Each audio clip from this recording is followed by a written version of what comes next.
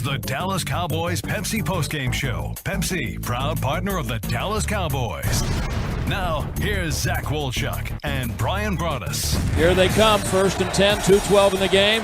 Goff back, throws it left, Laporta. Intercepted at the 30-yard line by Donovan Wilson.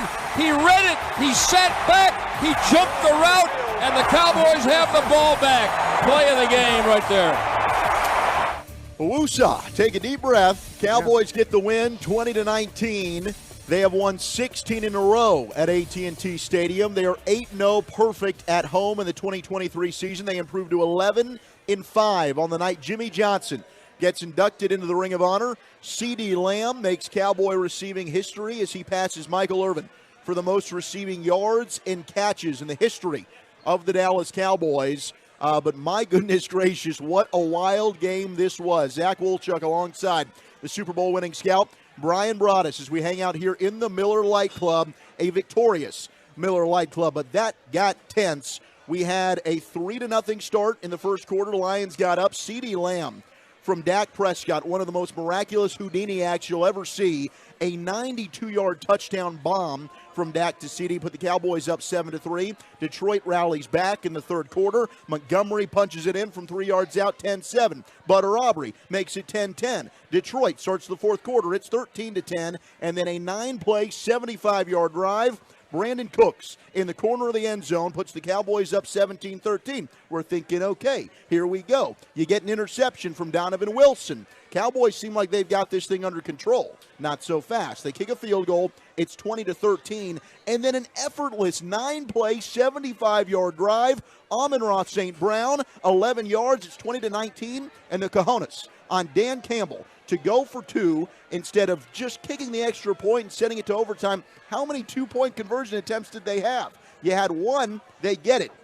It's waved off. Illegal touching, Bryan Broaddus. We've seen this happen before. Yes. We saw Dan Skipper. He reports eligible. Former Dallas Cowboy, Arkansas Razorback. But the man who catches the 2-point conversion, Taylor Decker, he does not report eligible. Therefore, it's a flag. It does not count. We've seen that with Chume Adoga in Philadelphia that resulted in a Cowboys loss. They go for it again. Cowboys get the stop. No, we're not done. It's an offsides on Micah Parsons. And then finally, the third attempt, Jared Goff, incomplete, falls short. Cowboys survive 20-19. That's just amazing, the way that game ended. You know, with the way that the Cowboys found ways to manage the game. I felt like correctly, but you know they get pressure on Goff. They're kind of holding the run in check a little bit. You know, they had the one long run that came back for a holding, but overall, you know, I don't know if the defense could play any better. And then you get on that final drive, and it's like it's just like they were like shaving cream out there. You know, just going through them. Yes. And you know there was no pressure. There was no. I mean, it just was chunk play after chunk play. What's going to be interesting is post-game and hear about the explanation. You know, I'm sure that we're going to get a pool report from this crew about what the call was and how it was explained. I'm sure that the Lions media will request it, and then we'll see what that all entails at the end. But man, I'll tell you what, though, that was it was quite an ending there. And I tell you what, this is huge for a couple reasons. Campbell deciding to go for it. Now you bring, now that could potentially have cost you the second seed. Yes. If Dallas finds a way, if Philadelphia loses, and Dallas finds a way to win the division, somehow, some way, Dallas could get potentially the second seed. That's a great point with tiebreakers. And so, instead of playing this thing into overtime, he took the try and I always talk about coaches knowing the condition of his team, knowing the condition. He probably didn't want to put his defense back out there in overtime, to go. But that was a huge potential swing. Whoever wins the NFC East, that could be for the second seed right there. Sure. With the way. So, wow, it was a huge call at the time. I mean, we're talking about, hey, nothing to lose, but I think if we look at all the way that the tiebreakers and all that, if whoever wins the the NFC East, that might have just elevated them into the second seed. Postgame brought to you by Pepsi, made for Cowboys watching. In tonight's game between the Lions and the Dallas Cowboys at AT&T Stadium, brought to you by AT&T, the official 5G innovation partner of the Dallas Cowboys. Of course, we'll hear from Mike McCarthy, Dak Prescott, the voice of your Cowboys, Brad Sham, will join us. We'll get more locker room audio as well. I mean, Brian, the sequence of events there in the fourth quarter, there's so much to unpack, but I think let's start with that fourth quarter. How many times did you think that maybe this one was over with? Yeah. I think there's certain things.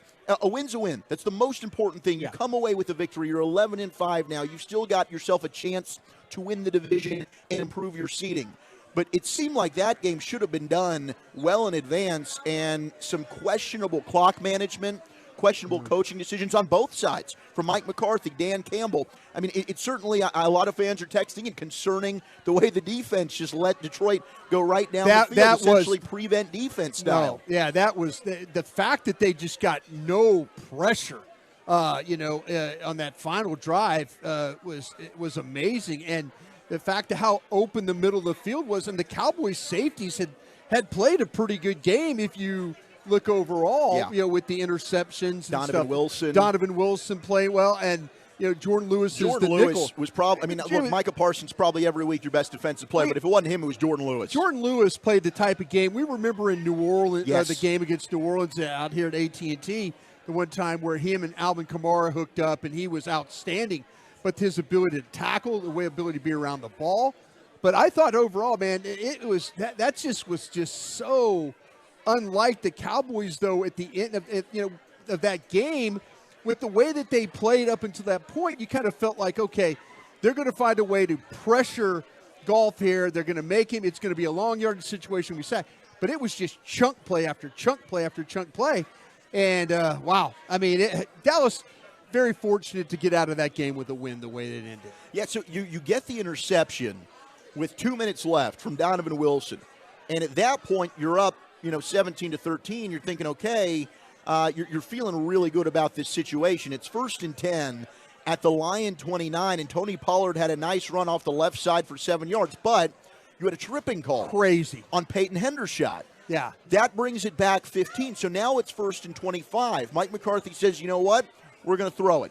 And Dak hit CeeDee Lamb on a slant. Now, CeeDee was feasting all day. And if it wasn't CeeDee, he had Brandon Cooks backside as well on the slant if he wanted to hit him there. So you get that play. It's 2nd and 14. Clock's still rolling now.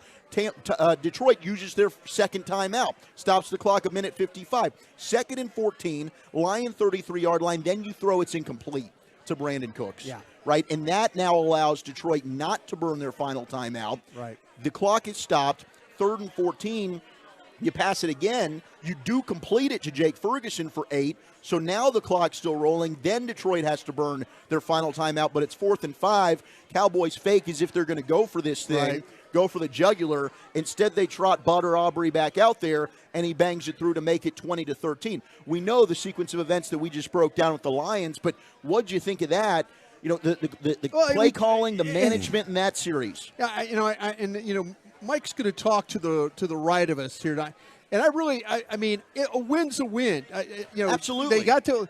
But I'll tell you, a win's a win. But we're looking at the postseason now, and I think that we need to have a fair and real conversation about some of this stuff. This has been a couple of times now where some clock management at the end has given you some problems, and that the fact that they were, to me, it's all about trying to burn all their timeouts, take as much time as you can off that clock. Don't give them any type of time, or don't give them anything with the play. But man, that's just crazy how how they handled the end of that football game. Coach McCarthy talking now. We'll hear from him in just a moment and get his thoughts of it. I mean, look, he's been aggressive with a lot of his play calls the majority of the season, and if some of those passes hit, then it's all good, right? Nobody's going to question it, and a couple of them did. But a lot of the texts are, man, what was going on there? Bad game management. You got to let Detroit use some of those timeouts. In hindsight, if you had have lost that game on the 2-point conversion, that's the conversation. You think the game is over once Donovan Wilson makes that interception, right? You've got to find a way. The tripping call was that was big in that situation, but.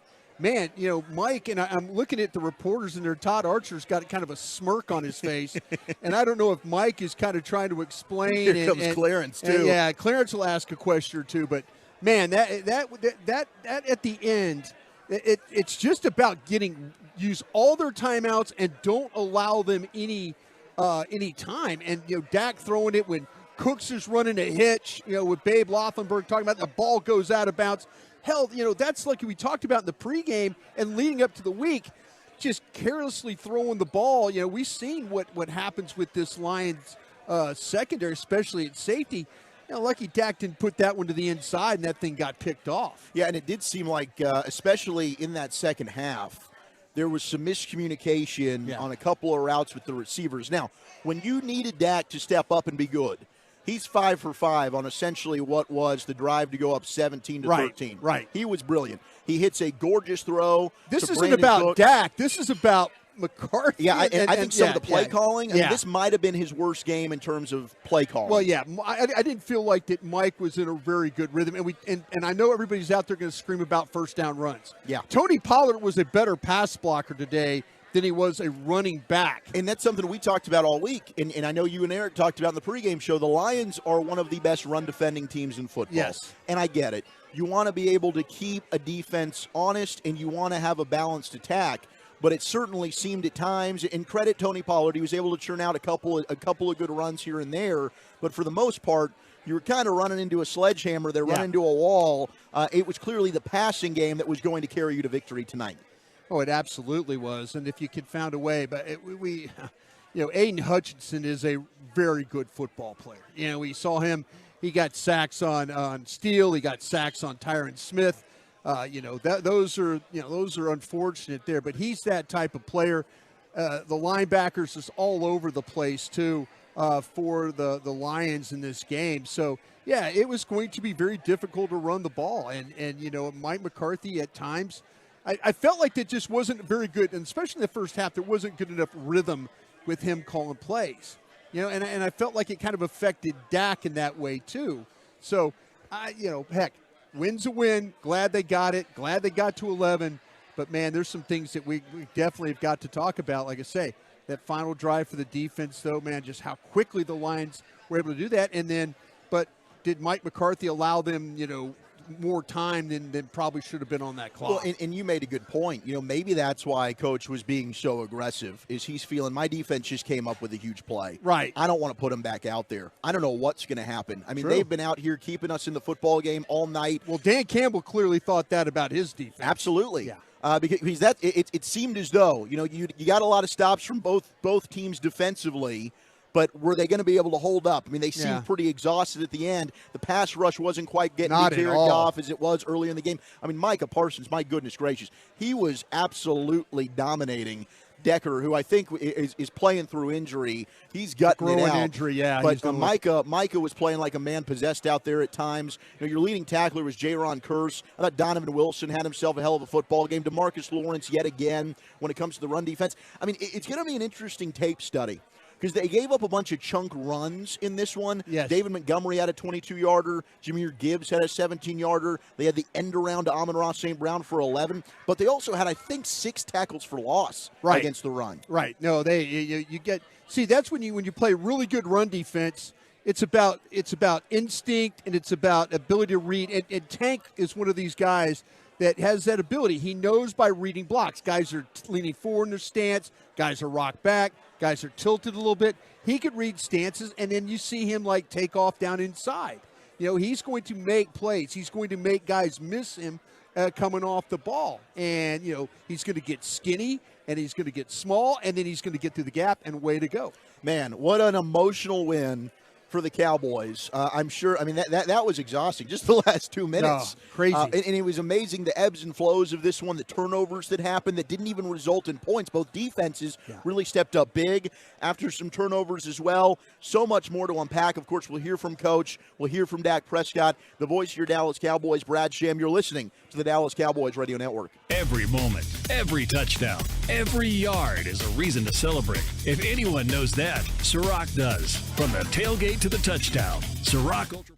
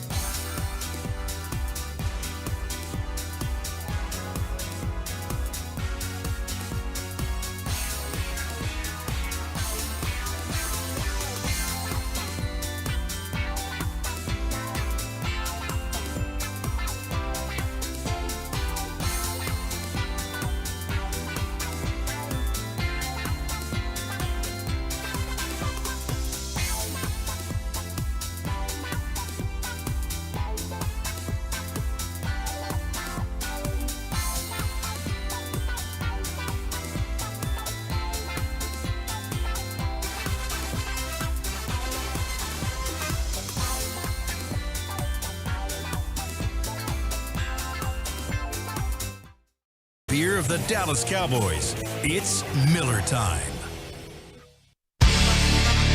Okay, 3rd and 8. See if they get close enough for Dan to go for it on 4th down. Goff in the gun. Snap comes back. Pressured by Fowler. They got a hand on him and they sack him. Parsons and Lawrence finally get the sack after Fowler flushed him out and up. Wow, what a game this was. 20-19. Cowboys have now finished 8-0 at AT&T Stadium this season. It's the 4th time in franchise history that they did not lose a game. The others, 69, 80, and 1981. They've won 16 in a row here at AT&T Stadium. Zach Wolchuk alongside the Super Bowl winning scout Bryan Broaddus live in the Miller Lite Club. Coach McCarthy just wrapped up his press conference. We'll hear from him in a second. Seeing some quotes, though, from an angry Dan Campbell. I mean, the play of this game clearly came down to the two-point conversion. And it was a unique situation that we've seen with Chuma Edoga earlier when the Cowboys lost in Philadelphia. Now, Dan Campbell on the two-point conversion where Dan Skipper, according to the officials, reported eligible, who was number 70. Number 68, Decker, is the one who catches the two-point conversion for the touchdown. Right. In which case the Lions think they've possibly won the football game, and they definitely have the lead with about 20-something seconds to go. Dan says 2 people can't report. I don't want to talk about it. I explained everything pregame. He said he explained to the refs pregame to prep them for it. Right. He said 78 reported, which is Skipper. 68 didn't. We threw it to 68. 70 Skipper. Right. 68 is Decker. Right. So 70 reported, which is Skipper. 68 didn't. They threw it to 68 was the official's explanation. Now, Mike Garafolo of NFL Network, and there is an overhead camera angle of this that you can see from ESPN showing that Decker and Skipper both go to the official. Brad Allen. Skipper does not say anything to Brad Allen. Decker looks like he does report, and it might have just been a mistake on Allen's part of this one. Now, either way, it benefits the Cowboys. Right. So I'm totally for this. Thank goodness gracious. But this is something I'm sure the Lions are not happy about, and Brad Allen will have to get the pool report. Well, yeah, and the Lions media will request one, and then we will get a copy of that. By the time at the end of the night, we'll probably read you what Brad Allen's statement was, and maybe we'll hear something from the league. Dan's right, because what happens is the officials come in pregame. Now, this part of it, they come in and they meet with the coach, and they ask the coach, they say, do you have any trick plays that we need to know about? And I'm sure Dan told him, we've got a 2-point play where we insert a tackle in for our starting tackle, and he becomes an eligible player. Okay. So that is something that actually happens. Like, he probably explained to the officials about the fake punt that they ran today too. Like, hey, we've got a fake punt. We snap it to the up back. He throws the ball down the field. But you don't want to catch the officials in a bad spot. You want to let them know, or they'll say, hey, you cannot do that, coach. No, you cannot do that. That's not legal. So I'm sure that he's got a complaint about, because to me, it's super creative. Yeah. But if you get it reported the right way, then you could say, wait a minute, we've got to cover this guy. Dallas wasn't even in. Dallas knows that Dan Skipper is the extra lineman. Sure. So they're accounting for him. They're not accounting for Decker. Exactly. Interesting development there, and something that we'll wait and try and get more information on. Probably left him too much time to run that play, right? Yeah, no doubt. No doubt. Coach. Cowboys had an opportunity to not even be in that situation in the first place, but they get the win 20-19, 16 in a row here at AT&T Stadium on a historic night for CeeDee Lamb, but also Jimmy Johnson being inducted into the Ring of Honor. I'm sure we'll hear from Jerry and Jimmy, who talked pregame at a press conference a little bit later on in the post. 877-881-1053 is the number to call, the number to text. We'll get to your phone calls here in just a moment. But Mike McCarthy, the head coach of your Dallas Cowboys, just wrapped up with the media. Here is Coach after a 20-19 Cowboys win. Mike, Todd Archer with ESPN. How do you explain that game? Just the way How it do I was. explain the game? Yeah. Well, it was a good home win. Completes a regular season win all your home games. That's a good place to be. But we talked all week about it, and we felt these guys were extremely tough opponent. I thought they played us extremely aggressive defensively. A lot of pressure. We had a lot of uphill down and distances throughout the game. Our guys just kept battling, overcoming it. Defense had the big takeaways and the 2-point. I mean, that was in a 2-point extravaganza. That looked like training camp. Line up and go at it for 3 or 4 plays. So, just a great fight and finish by both teams. Did you get any explanation on the 2-point play as to why the first one did not stand? Yes, I was told that 70 was who they announced, but he covered up 68 is what I was told. So, Mike, can you just talk about the running game? Your 4-minute offense is so important. You got the ball back twice. Happy New Year, Clarence. The run game was clearly not the highlight of our performance tonight, but we had, I think, probably 6 tackles for losses. They really overloaded the front. We had some pull schemes that we thought we'd be able to get the ball to the C gap. Like I said, the pressure and the overload defense was a challenge for us tonight. And conversely, you talked about the tackles for losses on defense. And conversely, you talked about the tackles for losses on defense and how your defense. I thought our defense played probably one of their better games of the year. I thought the situation defense was outstanding. The way they responded, the takeaways. But boy, what an ebb and flow of a game. I think it was in some ways weird, just the way it goes up and down. There's always a difference to a game, and I thought the momentum swings. I thought our guys did a really nice job. They kept bouncing back. Calvin Watkins, Dallas Morning News. Dan likes to gamble, those kinds of things. So after the penalty, are you thinking he's got to kick the PAT? So what's it like on the sidelines there? Well, no, I mean we just we took the Kodak there on the first one. We're just coaching the game. I mean when you're calling games, you practice all week, and there's things that you feel good about, and then the flow of the game goes. So, I mean, they obviously felt good about their calls down there. So, you got to appreciate the aggressiveness. Talking a lot about the offensive line with the health issues. Obviously you need to watch the tape, but just once again, guys having to step up when you lose somebody. TJ went in there, obviously, when Tyler went down. So, it was great to have Tyron back. Just to see him battle to get back for this game is huge for us. But I thought our guys handled a lot of defense today. Ed Werder, ESPN. Could you express your thoughts on not being able to close the game out after you got the Donovan Wilson interception, and why you threw on second down and stopped the clock? Well, I think the thing there is, we're trying to put it away. I mean, obviously you call plays you feel good about, but first down was a struggle for us all day. I can't tell you how many second and longs we had, and the penalty on first down. I got to see it. I just can't, But yes, I'm trying to still, get in striking distance on third down. So that was the thought. And is this something, winning this game the way you did, a tight game all the way through, kind of game you really haven't played much this year, can you use this as a springboard momentum going forward for the playoffs? We need these games. I mean, I think that you're going to be battle tested and ready to go in the playoffs.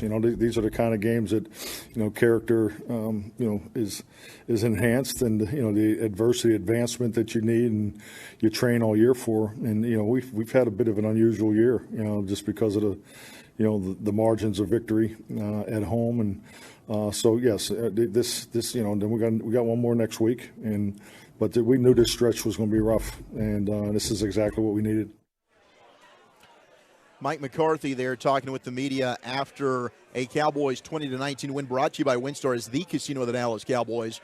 WinStar knows what it means to be a star with over 10,000 of your favorite electronic games. The all-new two-story WinStar Spa and Cascades, our luxury pool complex. WinStar really is the place to feel like a star. Please game responsibly. Zach Wolchuk alongside Bryan Broaddus, the Super Bowl winning scout, here live at AT&T Stadium in the Miller Lite Club, where the Cowboys have continued a 16-game home winning streak here. Your thoughts on what Coach had to say? I'll tell you what, though. I mean, I know I appreciate him trying to go for the win right there, but to me, you got to think about, though, trying to take the clock and not leave them anything. And, hey, that's he's taken aggressive a game plan. A lot of these coaches in the National Football League in this day and age have taken those aggressive approaches. But, man, I just didn't want to have to go through all that again. You get the turnover, you get the ball back, find a way to get as much time off that clock and have them use all their timeouts. If you have to kick the field goal, but you're not leaving them any time, that to me is the bottom line there with the coach. So, that's his job as the head coach. I think the clock management part of it could have been a lot better but he's probably thinking, why did I do that after watching his defense just completely fall apart? Yeah. In that series. So he probably would have thought a little bit better about, hey, maybe I have this game in hand, and I have it under control with my defense. But the defense was like, they're going back out there like, whoa, wait a minute, we have to defend now again?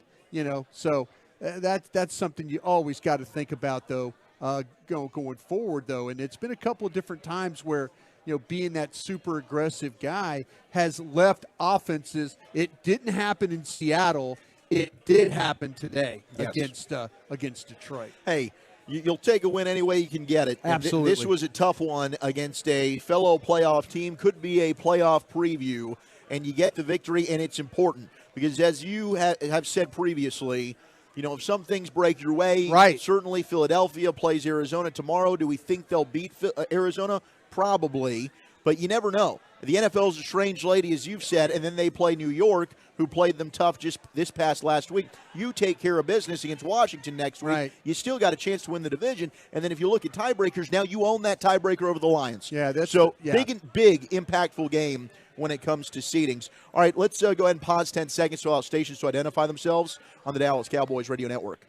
Your turn it on, leave it on. Home of America's team is 105.3 The Fan. Hello, baby. KRLD FM and HD1, Dallas Fort Worth. Always live on the free Odyssey app. 877-881-1053, the number to call, the number to text. Appreciate everybody who's already on hold and waiting. We will get to you, I promise. But we've got the voice of your Dallas Cowboys, Brad Sham. Our Cowboys insider, Bobby Belt. We'll hear from them. Then we'll get to your calls and text. Dallas Cowboys football will continue in a moment. Attention, attention. I'm calling on the trendsetters and the underdogs, the disruptors and the slept on, the ones who have been told they're too much. Welcome to NFL Flag. In this game, there's a position for everyone. No matter who you are, just bring it. Get ready to run, throw, jump, and fly. This game is our game. Let's play. Visit NFLflag.com to find a league and get playing today.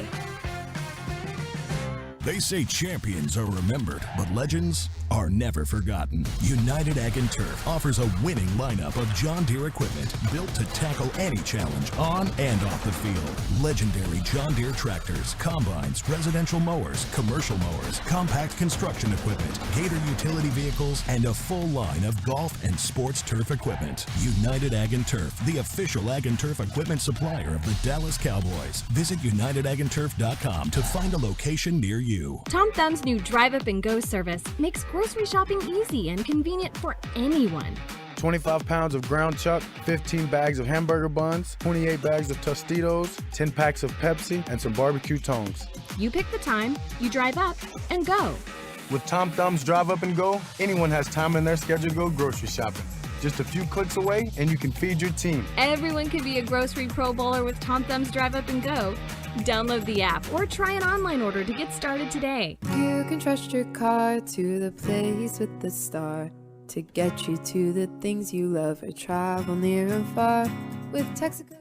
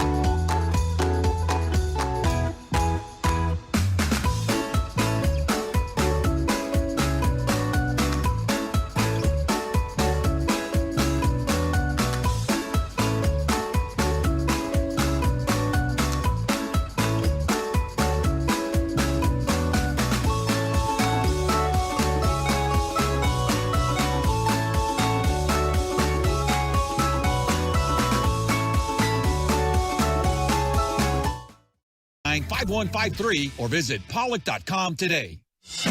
Play fake, looking left, throwing in the end zone, and it's the offensive lineman who just came in.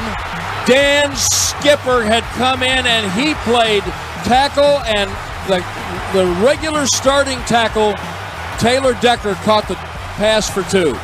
And as spotter Jay Goldberg points out, they announced Skipper as eligible.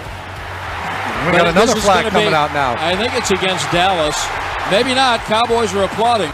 Illegal touching by number 68. Oh, well. What a crazy situation that was. And it's certainly one that we'll find out what Brad Allen says. But it benefited the Cowboys, and we'll take that any day of the week as the Cowboys get a win. And, you know, I think Jaron Kearse just put out a tweet that sums it up pretty well. It's hard to win in this league. So I'd rather have corrections to make after a win over a loss any day. With that being said, go Cowboys. Let's go. Absolutely.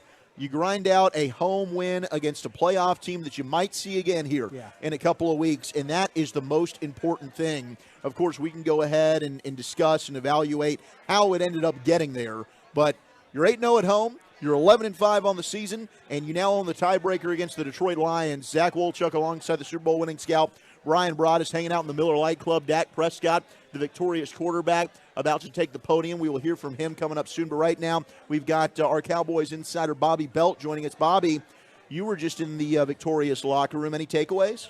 They're thrilled. They're happy, of course. I mean, I think the Jaron Kearse sentiment is the overriding one. Nobody's going to, complain about a loss. When they win, it covers over a number of sins. And CeeDee Lamb specifically was just getting asked a couple different things. And at one point, he was just like, I don't know. I'm just really happy, you guys. Like I'm just happy. We won. He was damn good tonight. He got the ball again tonight. There was a lot to be happy about if you're CeeDee Lamb. And I think that's the way that a lot of them feel there. Because, to be honest, there were a lot of different ways that the Cowboys tried to give this one away. Oh, they tried. But you went up against a team that likes to do more things to give it away, I guess, and it ultimately benefited you. Because this is a game that I think if you're going up against San Francisco, Buffalo, Philadelphia, the same detail mistakes that have cost them in close games or in big games were still present tonight. It just didn't burn you because Detroit made more of those missteps. You know, Bobby, I kind of feel like, though, that this defense did everything they could tonight, though. I mean, the last minute. Well, I'm just okay. Yeah. Okay, take the last drive out. Sure. There. Going into this game, we were all so-called experts predicting track meet. Yeah. You know, we were all talking. That's when you know it's not going to be a track meet. We were all like going, 42-40. Empty possessions. Even the Lions play-by-play guy. We were all like, this thing could be. What team gets stopped? Indoors, perfect elements, exactly. good offense. Is it a no-punt game? Yeah, exactly. But, I got to give this defense a lot of credit. And I know what happened at the end. But to hold this team, they got enough pressure. You could tell that they going into the game plan, Goff being a little skitty. Oh, yeah. When the pressure got on him. He was skitty. Yeah, what's the, in hockey, they have the 3 stars of the game that they skate out there. Two of those tonight would be defensive players. You're going to skate CeeDee Lamb out there, but right behind that it's going to be Donovan Wilson and it's going to be DeMarcus Lawrence. Right. 2 guys who made massive plays. That play Donovan Wilson made in the run, where it was a Decker that was blocking him. Yeah. He sheds Decker and gets outside. That's the kind of physicality in the run game that it's like, that's what you've needed. That's what you've missed. And DeMarcus Lawrence made play after play after play in this game. Those 2 were fantastic. And I don't want to ignore Jordan Lewis. Jordan Lewis was really good in this game. Jordan Lewis had his best game of the season. No question. And I thought he was good against Miami. And he's stacking up good performances. Absolutely. Jordan Lewis, if it wasn't for CeeDee Lamb breaking records and going over 200 yards and 12 catches, I think Jordan Lewis might be your player of the game. I think that there's an argument. Donovan Wilson and DeMarcus Lawrence are really good today. They were. DeMarcus Lawrence, I told it to you at halftime, Brian, while we were waiting for the Jimmy induction. Right at the end of the half, DeMarcus Lawrence made that stop. And at that moment, I was like, that's the player of the game right there is DeMarcus Lawrence at this moment at halftime because he was making such big, crucial plays for them down the stretch. Yeah, he really was great. What was your assessment of that 2-point conversion?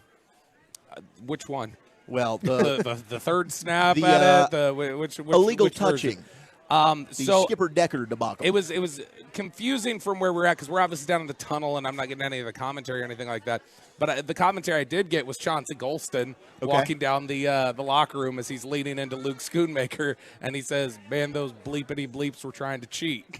And he said they were trying to declare somebody else as eligible. And so I know the Cowboys thought that they were trying to pull a bit of a fast one on him, and they were glad to see And they were. that it burned them. I am interested to see what the pool report says.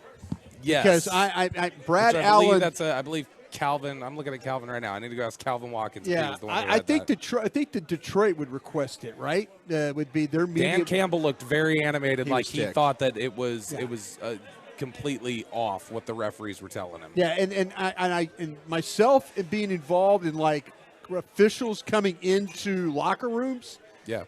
The head coach always explains trick plays, like throwbacks, reverses, fake field goals, all that stuff. So I'm sure that Brad Allen probably got they probably went into this game and talking about, hey, we're going to flop our tackles here, and they're going to throw the ball to the other one. Yeah. Is what we're going to do. You would think that would be something that he was going to communicate, because those are the kind of things that you want to make sure that the referees have the exact understanding of the rule book and that you guys have the right interpretation of it each other, that you can make that sort of a call. Cowboy running game tonight. Any a lot of early down runs, just not going anywhere, not really blocking. They thought, Mike's talking about, hey, I need to, a lot of negative plays, first down, and, a lot of second and longs. Yeah. Isn't that on the play caller, though, too? Yeah, I would. I mean, think I'm so. just trying. No, I mean, win's a win, but look, you're. I mean, isn't grass green? Yeah, it is. I just agree don't with understand, you, though, if you can't block, if you're trying to run plays with the motions and things like that, or movement, and you're getting penetrators, I don't know why you continue to call. No, I know. I think that, you look at the way that the run game was going. You were already thin at the position this week with Dowdle out. You were missing Tyler Smith for most of the second half. That's the kind of thing that you would think it wouldn't lend itself to, kind of ramming your head against a brick wall like they were. Bobby, thank you so much, man. We really appreciate you. I love you all. We love you more. All right, from Bobby Belt is the crowd going crazy because Dak Prescott has taken the podium. We'll hear from your victorious quarterback in just a little bit, but let's go to the voice of your Dallas Cowboys, the legendary Brad Sham. Brad, have you had a chance to catch your breath? I mean, that was a wild ending. Yeah, I think I've caught my breath. I've been trying to scroll the internet for some explanations, and what seems to be the case is that the Lions are insistent that the correct people reported. And there seems to at least be a case that Decker reported and Brad Allen announced number 70. And I don't know what you do about that. But the referee says 70 reported. All the players say 68 reported. Dan Campbell says, we talked about it. He said, I don't want to talk about it. We went over it before the game. Two guys can't report. So, and as Brian just said, they go over this stuff with the officials before the game. Yeah. This wasn't something he pulled out of his collar, right on the spot. They worked on it. And so, I've never seen anything like it, but I was telling Babe before, Eric Nadel has always said to me the thing that keeps him coming back to the ballpark year after year after year after year after game after game after season, he says you never know when you're going to see something you've never seen before. And that was tonight. Whether it was the wrong guy reporting or the referee screwing it up by announcing the wrong guy, and and then it's absolutely crazy. And so you win the game and probably don't feel great about it, and I can see why they wouldn't.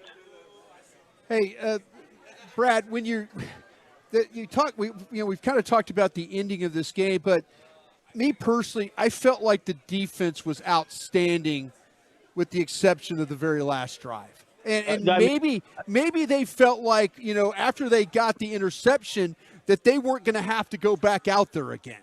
Well, you think there was a letdown there? I don't know about that. You're repeating what we said. You cannot ask a defense right to do more than they did against an explosive team like this all night long, keeping them out of the end zone. Except what they score, 1 touchdown. You can't ask a defense to do more than that. But some people are going to say, as they did last week, yes, but they gave up the drive at the end. So then we got to see how are you playing differently? Are you in a prevent? Are you playing different coverages? Because with these offenses today, anybody with a good set of skill position players, and the Lions have those, can do what they did: drive the field real fast, 75 yards, and that is the danger. And that's why I think we talked about this, Brian, in the pregame show. Your offense has to help you out. Absolutely. You can't score 20 points against this team. You're just so damn lucky to have won the game, and your offense has got to score throughout the game. Yeah, I mean, overall, we were talking about Mike McCarthy and the play calling. Just didn't seem like he got in a rhythm. Clearly, CD had an incredible game. The running game struggled again. Tony Pollard had a couple of solid runs there. But what were your thoughts post-game here about the way the offense performed tonight? It was just average to below.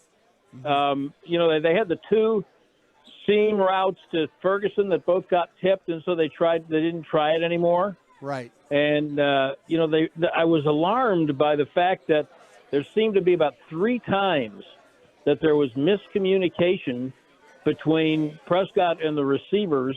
They're running stops or comebacks, and he's throwing fades. And that can't happen in week 17. But it did. And so, then you wind up kind of stubbing your toe, and they're just not in a group. Now, that doesn't mean you can't get it. I've seen it happen. We've all seen it happen. You flounder around through the end of the year. Something happens in practice in the playoffs, and you wind up playing up to your potential. But right now they're not. Right now they're just playing like super average. Brad, tonight you mentioned about the running game. Kind of felt like that Tony Pollard's best plays were Tony Pollard being a blocker. With the way that the Lions blitz with their linebackers, the pressure. I think that it could be very easy for Tony Pollard to get frustrated about not being able to run the ball very well. But his ability to show up as a blitz pickup guy, I think is very, very commendable. Yeah, it's one of the understated stories on the team of the season, the way he has improved. He was a liability at that when he came in, and it's now a plus part of his game. Yes. And the fact that he was able and willing to keep doing it even when the running wasn't being productive, that shows a mental toughness that you're looking for. But they've got to create a little more space. And, he was like one step away from breaking 1 or 2 runs and 1 catch, and one more touchdown at the right time would have just changed the game. But you're absolutely right. Pollard was definitely a plus player in pass protection.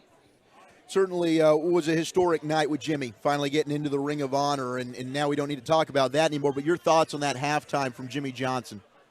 I mean, he was wound up and excited, and they all were, and fans wanted it, and great, hooray! Clearly he earned his spot with what he did in putting those teams together, and now I'm much more interested in talking about the 4 or 5 players from the pre-'89 era. Yes. Who are don't talk to me about Jimmy Johnson being overdue. Talk to me about Cornell Green. Talk to me about Ed Jones, Harvey Martin, Everson Walls, Charlie Waters. Those guys are overdue. Jimmy was going to get it, and so he got it. And hey, Jason Witten's got to go in here soon, hopefully before he goes in the Hall of Fame. But Jimmy earned his spot, and he clearly enjoyed it. It meant a lot to him. He was a stem winder, as he can always be, and it was just a positive part of the night. Brad, thank you so much. Drive home safe, and thank you for the pen, sir. I'm still using the same pen that you gave us last year. Yes. Yeah, well, now you can supplement it. Let's go. Thank you so much. We appreciate it. We'll do it next week whenever we're playing against Washington. Whenever it is. Happy New Year. Happy New Year. There he goes, the voice of your Dallas Cowboys, the legendary Brad Sham, as Dak Prescott talking to the media right now. Pretty cool moment. Joe Trahan of the Cowboys staff came by and was talking with some of the people over here when it came to, they put up their signs. Really neat moment there. And so Dak we'll hear from in just a moment. Of course, brought to you by Brad and Bobby, brought to you by the National Medal of Honor Museum. Join the mission at mohmuseum.org, and AT&T, the official 5G innovation partner of your Dallas Cowboys, as Bobby Belt leaves our set right now. Of course, we'll have to talk about CeeDee Lamb. We'll get some audio from him. So he had his 13-catch, 227-yard, one-touchdown game, including the 92-yard bomb. Longest pass play in Dak Prescott's career, also longest catch in CeeDee Lamb's career, that 92-yarder. I don't know. I'm still wondering how the hell did Dak Prescott not get sacked. I thought he play. was dead to rights on that. It was unreal. I mean, this one to be 20-19, and we talked about the offense not being as explosive as we thought. There were still a ton of big plays. The defenses really ended up being the story, and that ended up being the story at the end, too, with the Cowboys defense giving up that one drive, but they got the stop on the third two-point conversion attempt by the Detroit Lions. We'll get to your calls and your texts. We'll hear from Dak when he's done. 877-881-1053. You're listening to the Dallas Cowboys Radio Network. We know that juicy, cheesy, grilled to perfection burger sounds amazing, but it does sound like something.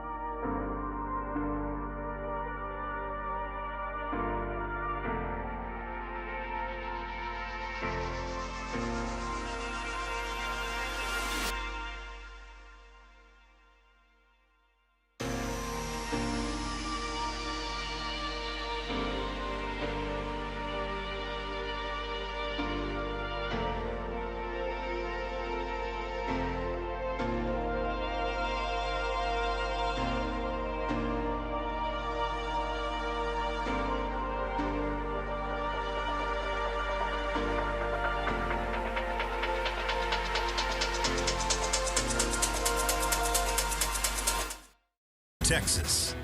Goff is under center. Receiver comes in motion from right to left. Goff will fake it and throw. That's picked off. It's picked off by Jordan Lewis as he threw it out to the left. Trying to throw the ball back to Montgomery, and Jordan Lewis comes up with the Cowboys' first turnover in the last 3 games.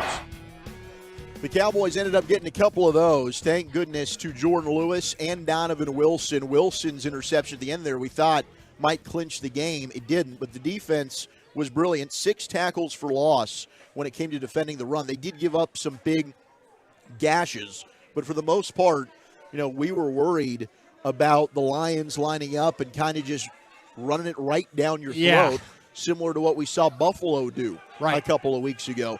The Cowboys held Detroit to just 4 yards a carry, 125 as a team. I believe it was James Cook having about that many yards that time last week, a couple of weeks ago. So all in all, I think you'd say solid performance with the run defense. Not perfect, certainly areas of improvement, but they didn't let that cost them the game. No, they didn't. And, the physicality that they played with or had to play with in this game, Detroit's running game is impressive. It really, the backs, the explosiveness. Dallas got very fortunate. They had a 34-yard one come back on a holding call, by a tight end. So, it's not easy. It's just not easy dealing with the Lions and these backs and how explosive they are. So, it's by the end of that game, I'm sure that, everybody in the locker room and when they sit down and, get together and look at it on tape, we're going to see some really great effort. I think with Tank Lawrence, the problem too is, though, there were some runs there that were good. I think Clark, and there were a couple of times where I was watching Clark and I'm just kind of going, damn.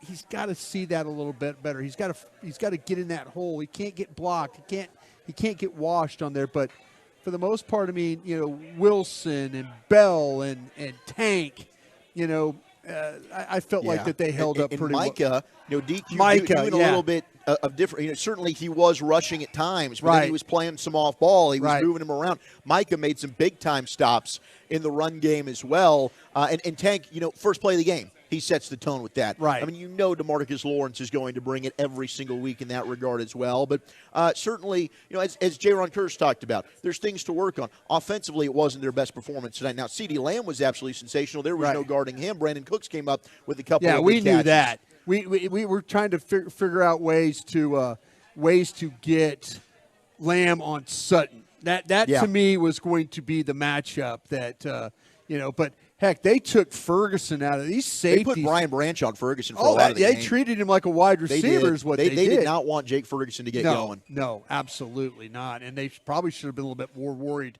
about. But, Branch playing inside, that's kind of what he does. Ferguson playing inside as well. But, Dallas's run defense, that was not going to be easy tonight. It just wasn't. 877-881-1053, the number to call, the number to text. We'll hear from Dak Prescott here in just a moment, but let's go to the phones. There's a lot of you been waiting patiently. Appreciate you. Zach Wolchuk alongside the Super Bowl winning scout Bryan Broaddus in the Miller Lite Club here after a 20-19 Cowboys win over the Lions. They improve to 11-5. The Lions fall to 11-5. Cowboys 8-0, perfect in 2023 in the friendly confines of AT&T Stadium. Let's go to Jeff in Utah. Jeff, you're on the official postgame show of the Dallas Cowboys.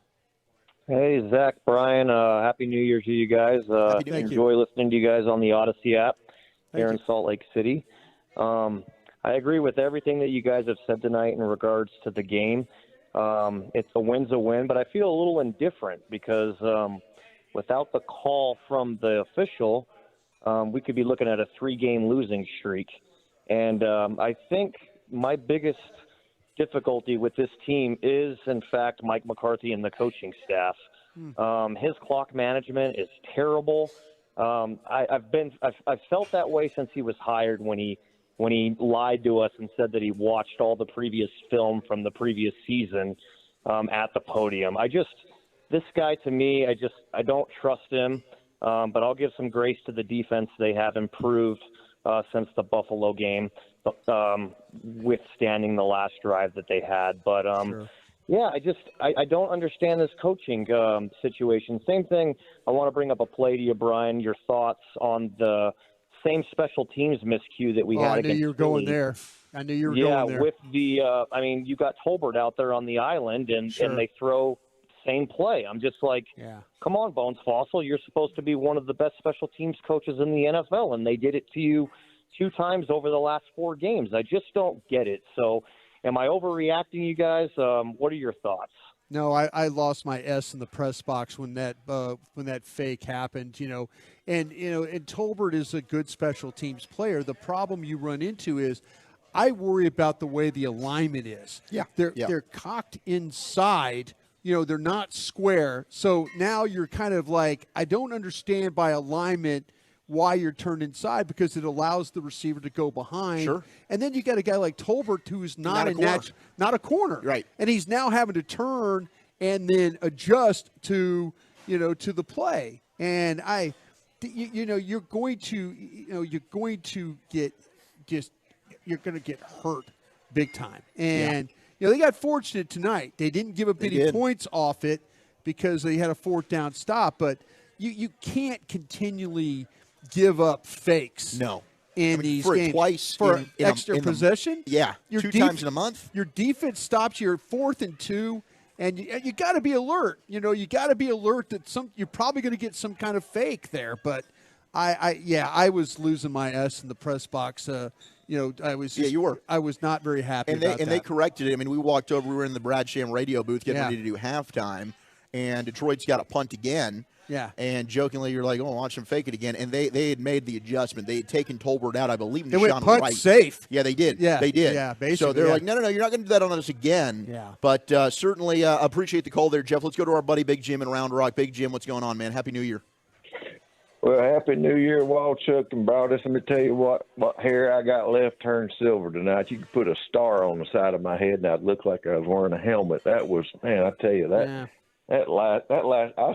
I'll back up our little fella from Utah there. I think it was bad coaching on the defense, the last series on defense, and bad coaching on last series on offense. But Brian, we talked about it Friday.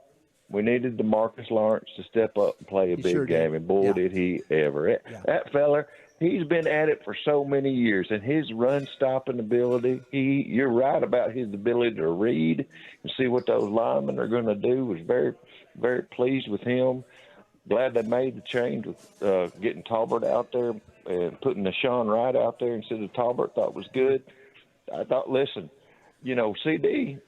CD deserves a little bit of criticism. I don't want to be too negative, but George, man, you fumbled that football there at a really crucial point. Man, you just felt, crap, this is like what we did in Miami last week. But, hey, listen, a win's a win. And, boys, I know Brad had some points about the pre-'89 Cowboys, but I tell you, fellas, I had a lump in my throat. Let's see Jimmy out there at the halftime, and you could tell Jerry was really into it. He I think they buried it. The curse is over. Boys, love you. Thank you for the joy, and we'll talk soon. Go Cowboys.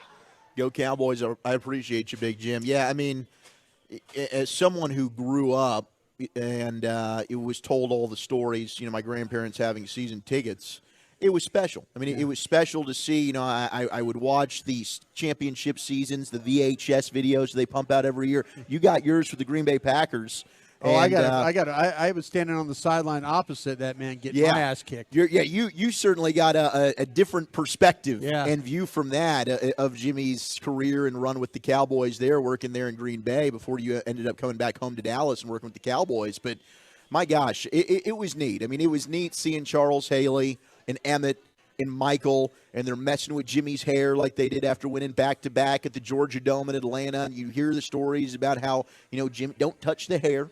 But it was special. And I know a lot of Cowboy fans, it meant a lot, and it was an emotional moment. And now he's there, right in front of Darren Woodson and the rest of the triplets and his 90s teams.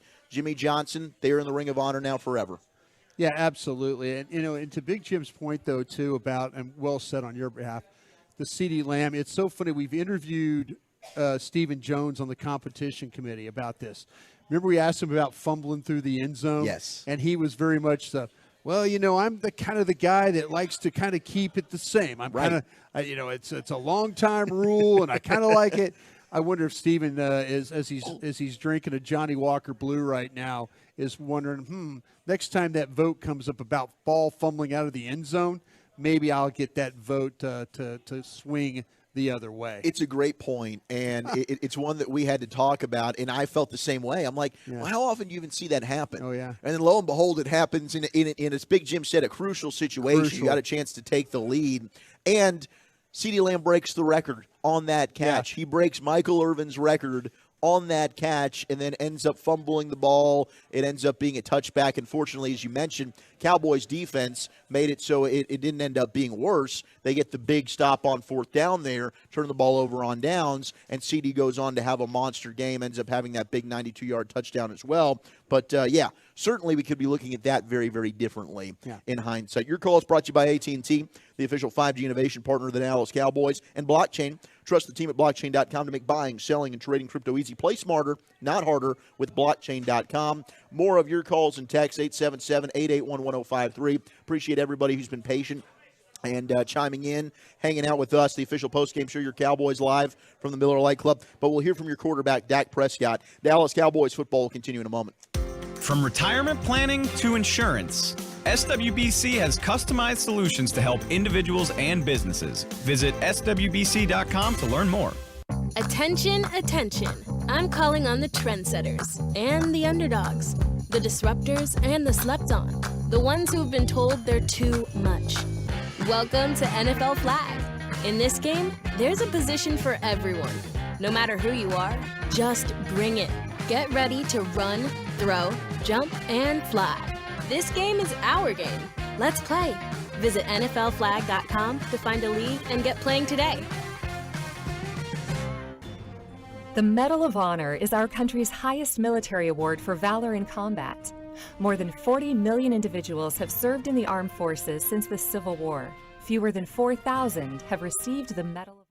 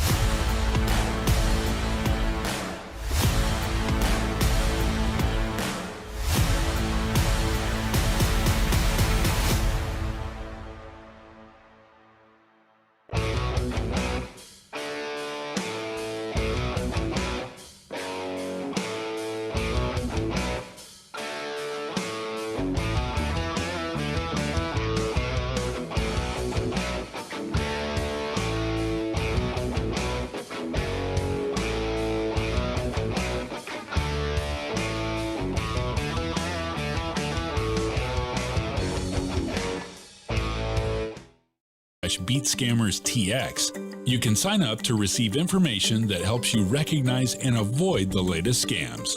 That's aarp.org/BeatScammersTX. 4th and goal at the 4. Snap is back. Goff looking left. He's rushed by Parsons. He gets away. Sidearms the ball, incomplete.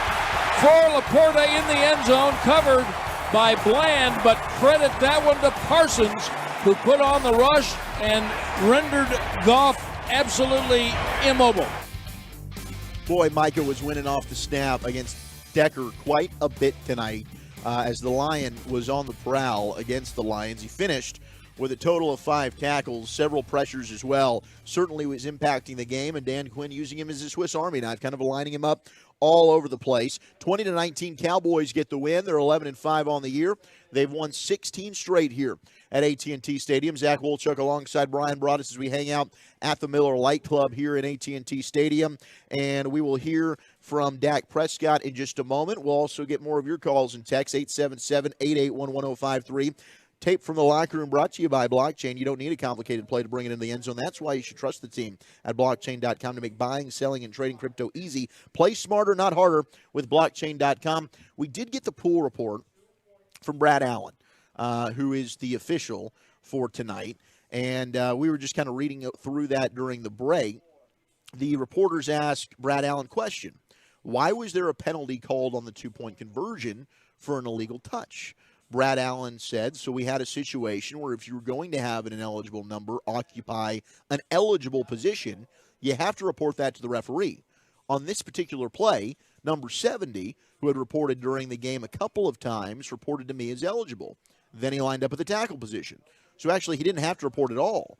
Number 68, who ended up going downfield and touching the pass, did not report. Therefore, he is an eligible touching a pass that goes beyond the line, which makes it a foul. So the issue is number 70 did report, number 68 did not. Follow-up question. There was a player that went to you just before the play. It was Decker, and he was talking to you, 2 linemen talking to you, and then you went to the Cowboys defensive line to speak to them. What was that conversation about? He said that conversation is where number 70 reports to me, and then go to the defensive team.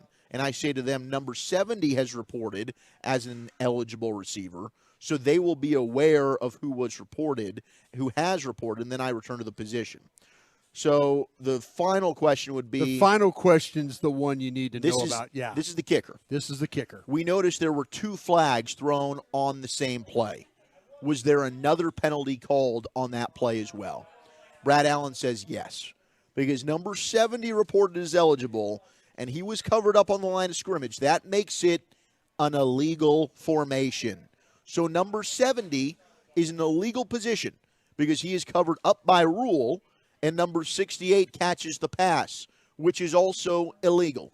So the Lions are saying, hey, Decker's the one that reported.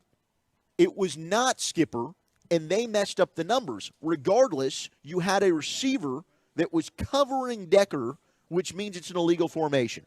So no matter who ended up reporting, it's kind of a moot point because the formation was illegal to begin with. Yeah, and actually John Perry, who is the official for Monday Night Football, he said there were 3 fouls on the play.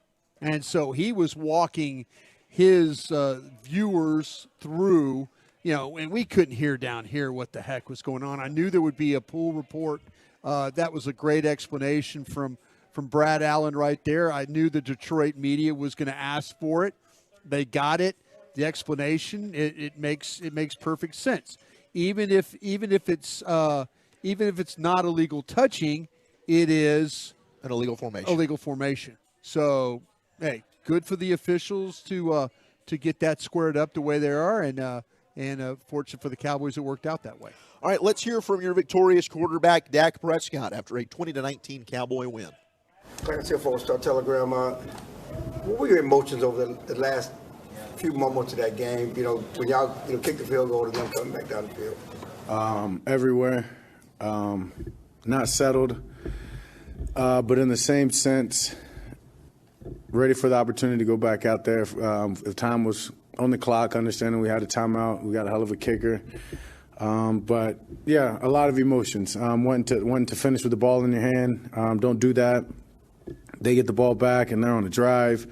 Then the 3 plays of the 2-point conversion. And at that point, I just wanted, hey, are they in or are they not? Just let me know if we need to go back out there. Like I said, we had time on the clock, and hell of a kicker with the timeout that I felt confident and comfortable in our plan and the things that we practiced, that we would have been able to get in position for him to take an attempt at a game winner.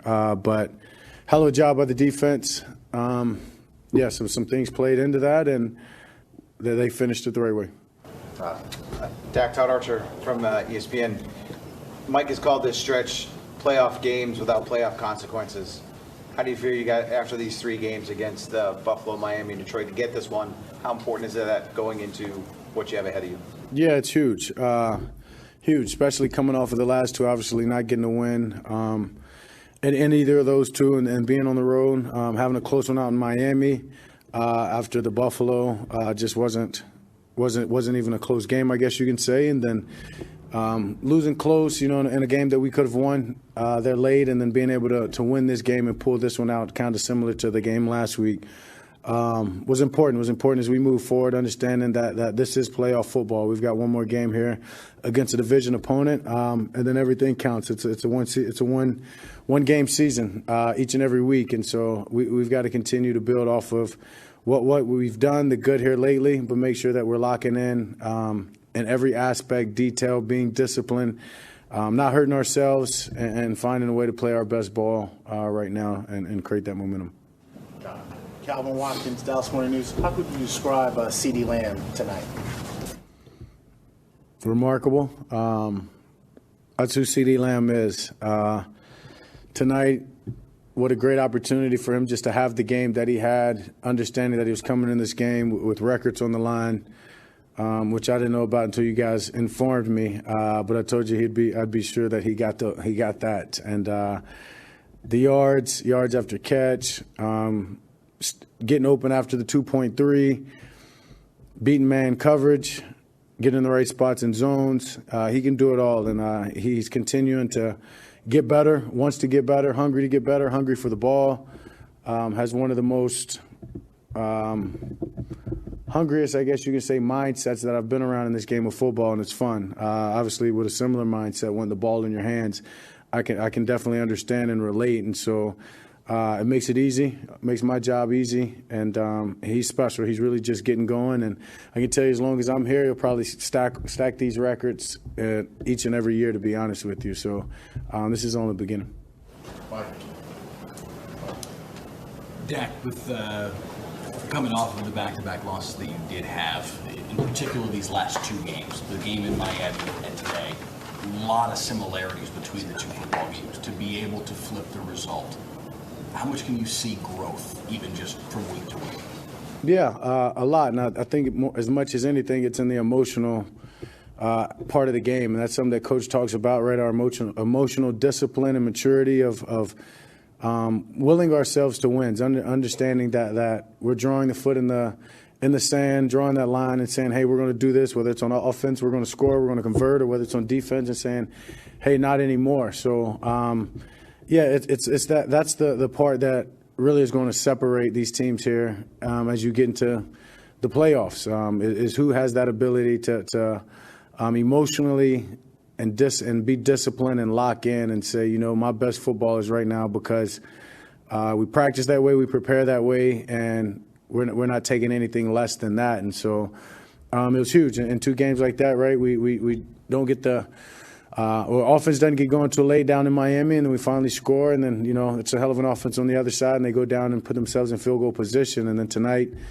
they decide to go for 2, and the defense stands up. So kind of drawing that line.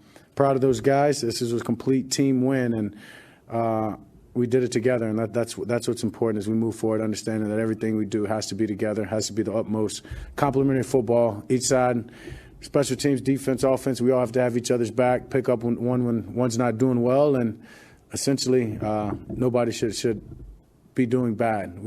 It's time for our best. Dak Prescott there following a 20-19 Cowboys win over the Detroit Lions tonight. Cowboys improving to 11-5. And, Dak, being honest, did they play their best tonight, especially on offense? Absolutely not. But you're able to get a win against a playoff team that you might end up seeing again here in a couple of weeks. Certainly this team right now, if they were to play this way, I don't know how far they're going to go. But you find a way to get wins in the National Football League, and that's really all that matters. Yeah, that's really all that matters. I'll tell you what, you had to figure 8-0 at home. Super impressive to get that done.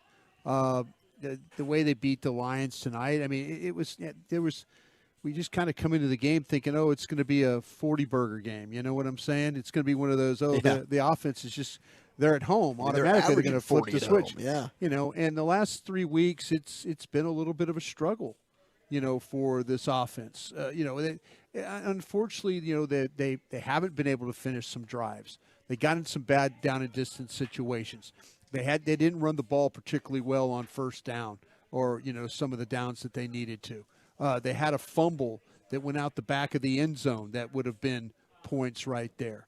I guess we all automatically think when they play at home that they're just going to, the offense is just going to click and everything's going to be fine. Detroit's defense, and we talked about it really all week. They're strong at linebacker. They're strong at safety. They've got a really good pass rusher. You have to deal with their nickel corner, who's a good player. And that's what happened tonight. The thing that worries me the most is the running game, the consistency or lack of the consistency with the running game. You kind of feel like that it was going to come along here, but against the Lions, they're just not going to let you run the football. And Mike's talking about the way that the Lions played him, but maybe it allows you, if they're playing you in that stacked area, then all of a sudden, okay, well, maybe there's some other things. And they obviously tried to get the ball to the edges, and they couldn't get the ball to the edges even, too. Yes. That was a problem. The thing that I worry about, though, we always talk about attention to detail, and if you're going to get in these games, in the Seattle game, they got lucky. They got lucky in the Seattle game with some clock management. They got lucky in this game, with some mistakes that the Lions, made on the 2-point play. So that's the thing that concerns me going forward when you start to play in these games. If it's tough and tight, can your coaching staff be the difference in these games? Right. And I think that's the thing that's the biggest concern, especially with the game management stuff. Cowboys join Brady and Belichick with the Patriots as the only teams over the last 25 seasons to win 16 straight games at home. Cowboys, it's their second longest home winning streak in franchise history, trailing only that 18-game streak that they had from 79 to 81, Brian. I was there for those games. Yes, you were. Yep. Pretty incredible what they're doing here at home at AT&T Stadium. Be really nice to get back here for a home playoff game. Still a possibility. Yeah. Need a lot of things to go their way. You had to win to and now give they yourself, got a chance. Yeah, to give yourself a chance. Absolutely. No question about it. All right, we'll get back to the phones, your calls and texts, 877-881-1053. We'll also get the drive of the game. You're listening to the Dallas Cowboys Radio Network. I'm Dak Prescott, quarterback of the Dallas Cowboys. And they snap it to Prescott, who looks right.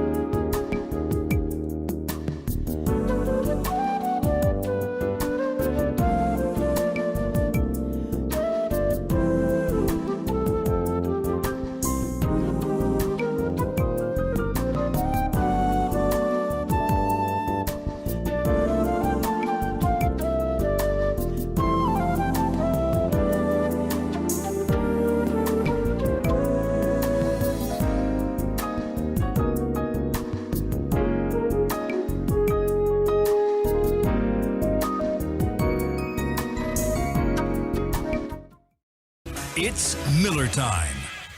2nd and 5 at the Detroit 8. 7.5 minutes in the game. Snap to Prescott, standing and looking and throwing right to the end zone. Brandon Cooks, touchdown Cowboys. Perfect route, perfect throw. Cowboys regain the lead. That is our drive of the game, brought to you by Ford, your Texas Ford dealers. Ford is the best in Texas. Really great drive, and Dak was money on it. He was 5 for 5 as he ended up with that touchdown strike to Brandon Cooks. It was a 9-play drive, went 75 yards, 458.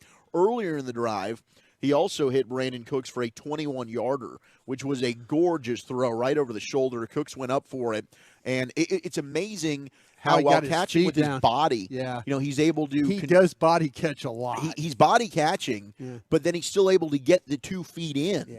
Yeah. It was a beautiful play, and then just a great route, gorgeous throw, and they end up getting that big touchdown, their final one of the game, that put them up 17-13. Were you kind of like me, hurry to the line kind of a thing? It was. And then, but he got both feet in. He did, and they did. I mean, they did kind of seem like try and get to. Now there was enough time. Yeah. They didn't get the.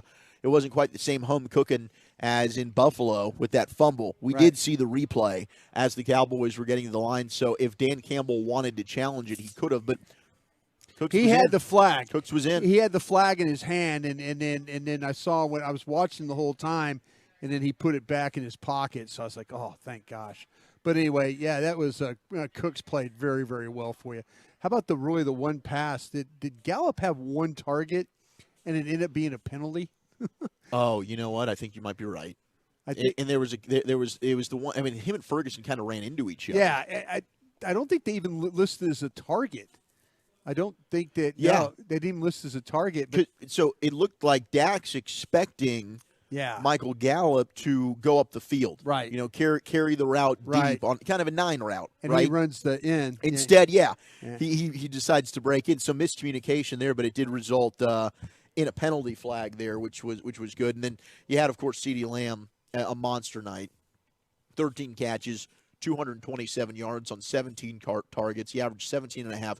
Cooks finished with 5 for 60 in that TD. Ferguson 4 for 33. But that was your offense. I mean, Tolbert had the one catch for 9 yards. Pollard had an opportunity, had a drop there for what could have been a big chunk. Yeah. But your offense was really CeeDee Lamb, then Cooks, and then a little bit of Jake Ferguson. Yeah. And referees. And the refs. No doubt. Ref help. But and, hey, they ran a good screen with Deuce Vaughn. They did run a nice screen. They got a good screen with Deuce Vaughn. There we go. Here's our little Deuce package. Boy, the crowd loves it when Deuce is getting involved. They really do. They really do. 877-881-1053, the number to call, the number to text after a Dallas Cowboys victory over the Detroit Lions, 20-19. Let's get back to your phones. Well, hopefully this is correct here, Peyton. We're going to rock with it. Charlie in New Mexico has been waiting patiently. Charlie, how you doing, sir? You're on the official postgame show. Zach Wolchuk and Bryan Broaddus. Hey, fellas. Happy New Year. This is what I'm seeing when I see this team play right now, and it's going into the playoffs that's worrying me.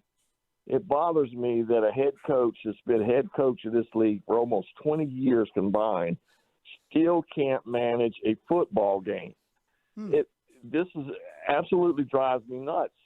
Mm-hmm. And the fact that I think our Achilles heel will be stopping the run and running the football. I mean, a perfect example tonight, and I think our safeties played one of the best games they played all year. Yep. But I think tonight was a perfect example, 34-yard run. We got a penalty, thank God. It called it back. But Dorrance Armstrong made the tackle. Mm-hmm. I mean, none of your DBs are around this guy, your safeties, your linebackers. And I need to ask Bryan Broaddus, is Damone Clark the best linebacker on this team that has to start? I don't understand it. He is not a starting linebacker in the NFL. Yeah. It's been a problem for him. I think that, and thank you for the call, I think that's, he really does miss Leighton Vander Esch. I just don't think he's playing with very much instinct right now. And I think there's any time that he moves, he gets caught out of position or he gets caught into a block, and he just doesn't have a feel for where he needs to be right now. And it's unfortunate. I mean, Vander Esch was super helpful to him that, okay, hey, we got to watch this, line up, and then he could play with a little bit more freedom. And right now it's been a problem for him. It really has. I mean, he's your only linebacker that you have that has size for the position. They're trying to mask a big issue right now. Yeah. Linebacker. Bottom line is your linebackers aren't good, and a lot of that is because of the injuries. You mentioned Leighton Vander Esch, right. And then we were all very high, and they were very high on DeMarvion Overshown, whom they drafted in the 3rd round, and it seemed like he was going to have a massive role. And unfortunately, you lost both of those players due to injury. Right. And Damone Clark was a player that I think both of us, when you watched him in camp, and we got to interview him on the flagship G-Bag Nation, which we're on 2 to 7 weekdays here on the Fan, it seemed like he was going to take that step and have a breakout type of year. Unfortunately, it just hasn't been the case. It hasn't worked out for him well enough, and there's times where he's played like he got caught in a revolving door. He just can't get out of it.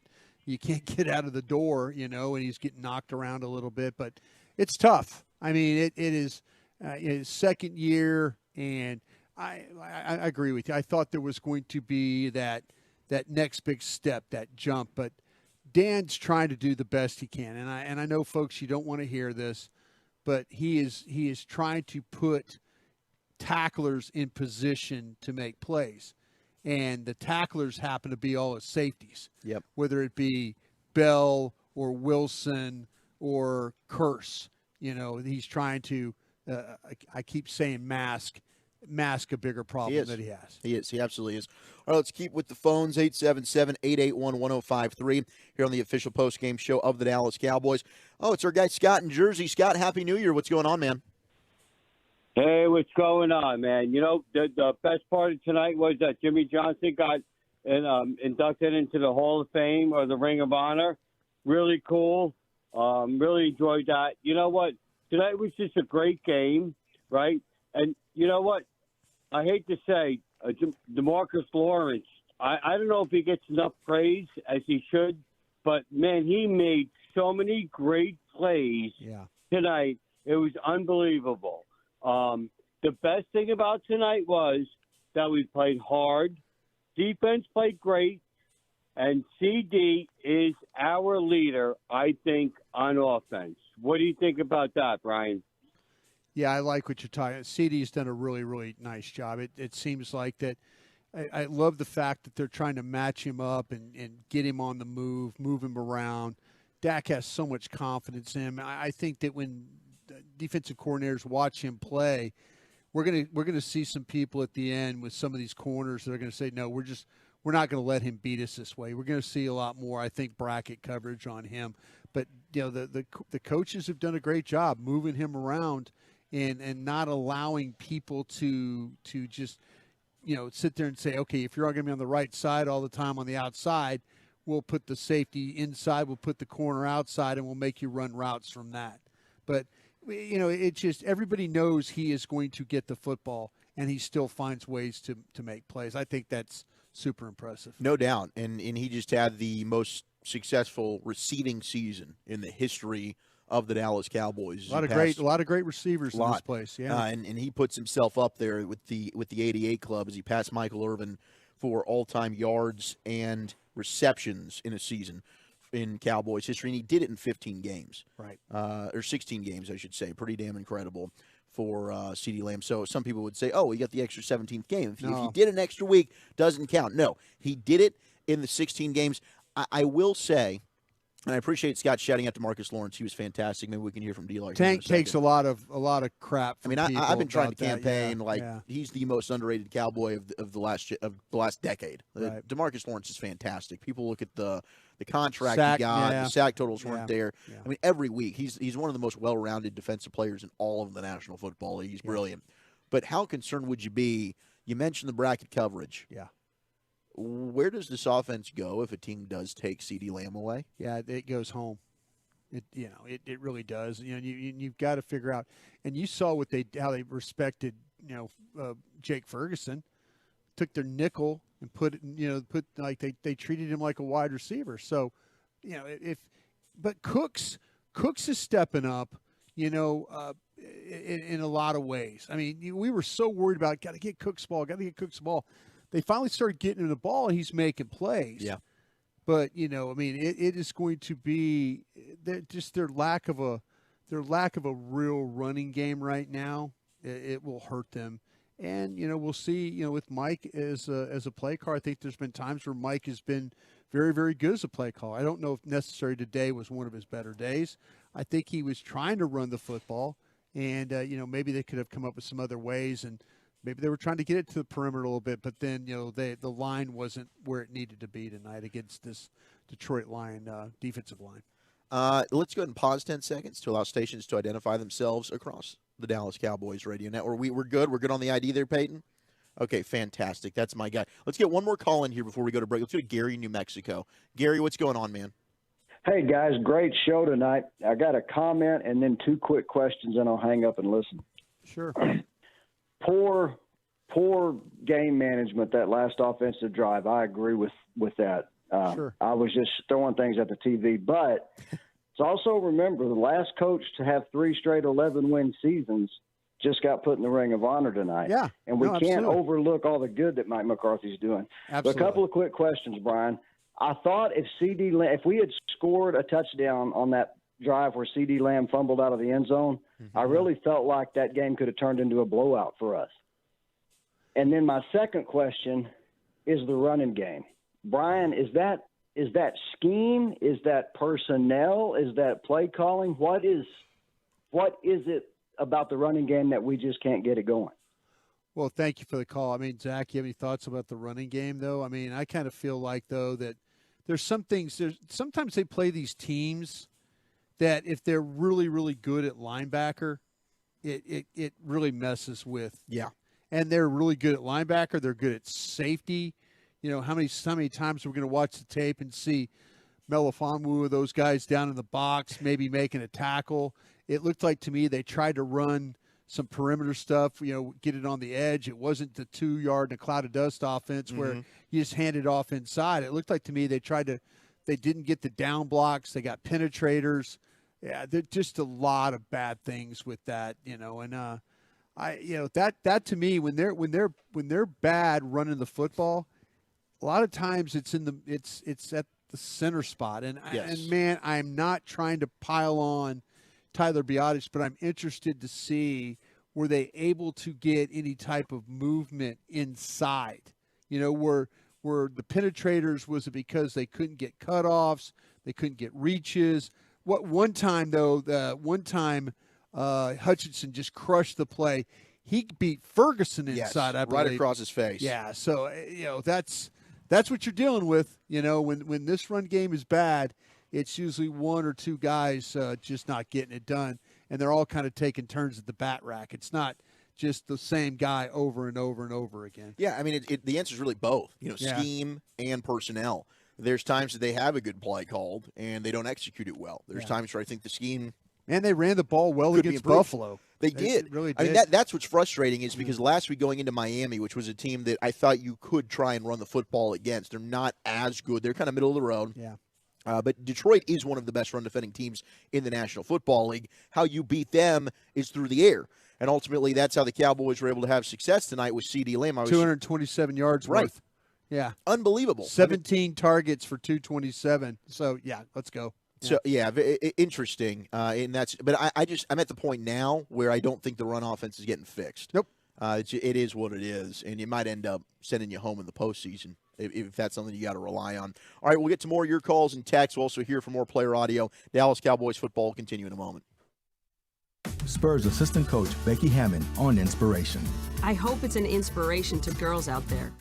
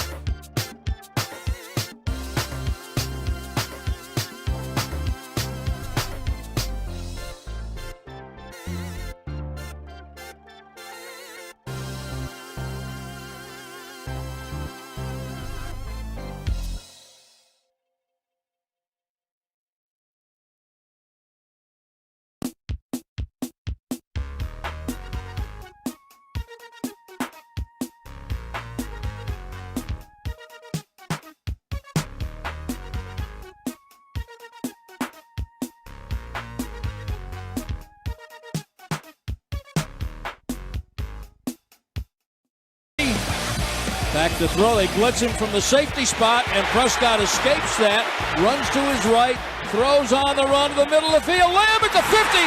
No one will get anywhere near him. Lamb could crawl in if he wanted to. C.D. Lamb, 92 yards from Dak Prescott for the Dallas touchdown. That is our What a Play of the game, brought to you by WinStar as the casino of the Dallas Cowboys. WinStar knows what it means to be a star with over 10,000 of your favorite electronic games. The all-new two-story WinStar Spawn Cascades. Their luxury pool complex. WinStar really is the place to feel like a star. Please game responsibly. What a phenomenal play that was. Dak Prescott to C.D. Lamb, 92 yards in the shadow of their own end zone. Longest play in the career of both of them. And, Dak, 92-yard strike, first quarter, longest completion of Prescott's career, longest reception of Long's career, and the second longest completion in Cowboys history. Bullet Bob Hayes had a 95-yarder versus Washington on November 13th of 1966, according to the Cowboys PR staff. I was 3 years old on that one. Oh, man. But I'm sure you remember it. I remember it. You do. I do. And Lamb also tied Michael Irvin's 111 receptions for the most catches in a single season in Cowboys history. He would then break it on the play in which he lost the football, and it resulted in a touchback. But it's okay. He bounced back, and fortunately, the defense went ahead. And was there an Alvin Harper play that was longer? So Bobby did show us, and maybe, was it a postseason play? That was, maybe if it's a playoff play. It gets play, us in Green Bay. Yeah. And Troy Aikman hits Alvin Harper for a big touchdown. Alvin Harper made such a move as well to avoid a Green Bay Packer defender in the secondary. Terrell Buckley. Yes. Yeah. Maybe the fact that it's a postseason play makes it a little different. I just remember Aikman threw the ball out of his own end zone. Harper caught it. And Bobby tweeted out the video of it. I mean, it's an amazing play. Yeah. It really, really is an amazing, amazing play. So much drama still going on over what it was a bleep up by the officials. And there's video evidence, apparently, of Taylor Decker saying, hey, I'm checking in eligible. And but it's illegal formation, isn't it? Yes. That's think the problem. That the receiver was covering up Decker, number 68, anyway. Yes. Twitter's going berserk and saying that, no, he's not covering him up. But that's how they explained it. That's how they explained it. So all we're doing is sharing to you what the officials said. John now, Perry. Is it possible the officials effed it up? Yeah, they do it every single week. Yeah, John Perry, the official that is on Monday Night Football, said there were 3 penalties on the play. So to me, you know what? Hey, that's his job. He has, John Perry. He's looking at what's going on. He's in contact. He can hear what's the discussion with the officials. They don't let that guy fly blind on this stuff. So and Brad Allen in the pool report, and then we'll see. We'll see if anybody. I can't wait for Dean Blandino to come out and say, "Oh no, that was the wrong call and all." But it's crazy. It doesn't matter. Game over. You got your 11th win. Move on. Let's go ahead and hear from DeMarcus Lawrence, who caught up with the media post-game. For this team to end a 2-game losing streak, you need to get that 11th win was important. I know to the team too. Can you speak to the importance of that for this group and getting back on track? Yeah, man, that's what it's really about, getting back on track. With the win, the confidence, grows. So that's what it's all about, man. We was running ahead and having fun with our brotherhood and came out with a win. Jordan Lewis and Donovan Wilson both had injuries this offseason, both made diving interceptions today. What was it like to see those guys get rewarded?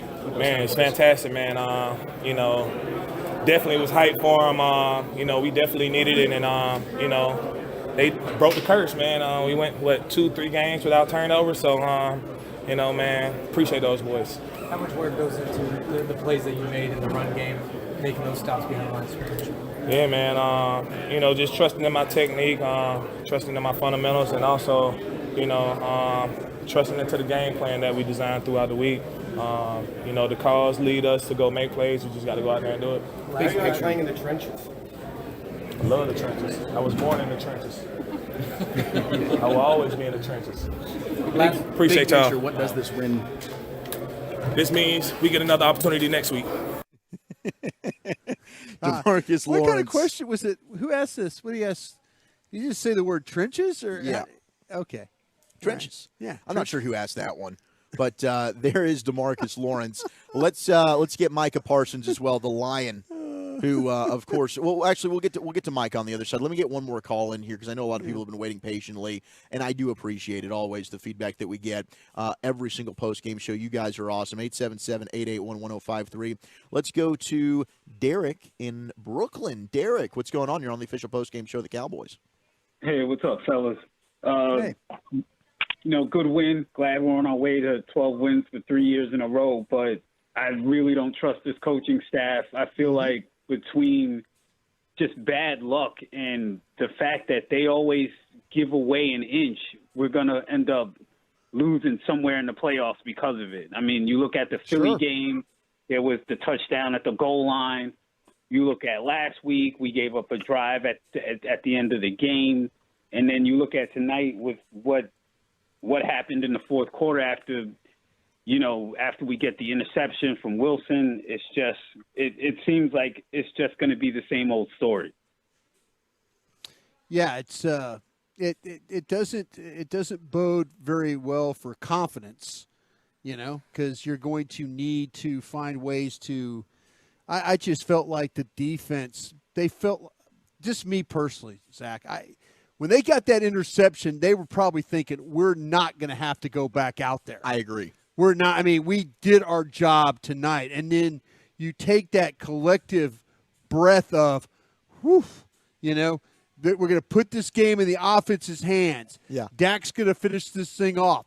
They're going to burn all their timeouts. There's not going to be any time left, And then all of a sudden what happens? You get a tripping penalty. You get a throw down the field, there's just things that, I always talk about attention to detail. You could go out here and lose these games too without the attention to detail, and that's the thing that I'm so glad they won the game. It is. Everybody says it's hard to win. Yes, it is hard to win, but the Cowboys make it so hard to win. Yeah. They make it even. It was stressful. Yes, they make it way too stressful. When it doesn't have to be that way. But hey, glad they got a win. It's a lot easier to, as Javon Kearse was talking about, it's a lot easier to make corrections when you win as opposed to when you lose. Crazy. All right, we'll get back to your calls. We'll also hear from Micah Parsons. You're listening to the Dallas Cowboys Radio Network. Every moment, every touchdown, every yard is a reason to celebrate. If anyone knows.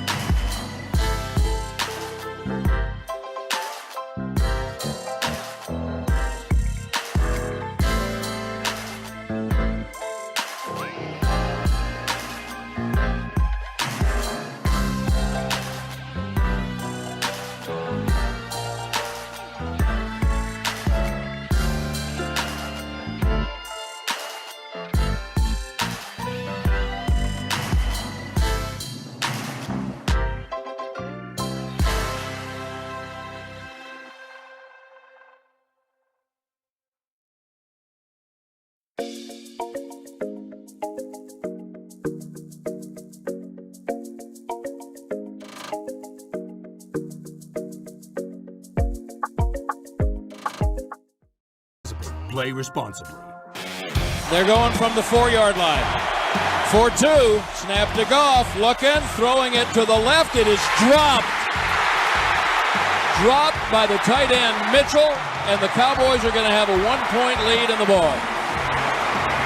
That's one of the craziest endings you will ever see. Yeah. Gosh, it sure was. Defensive stand of the game brought to you by Reliant, an NRG company.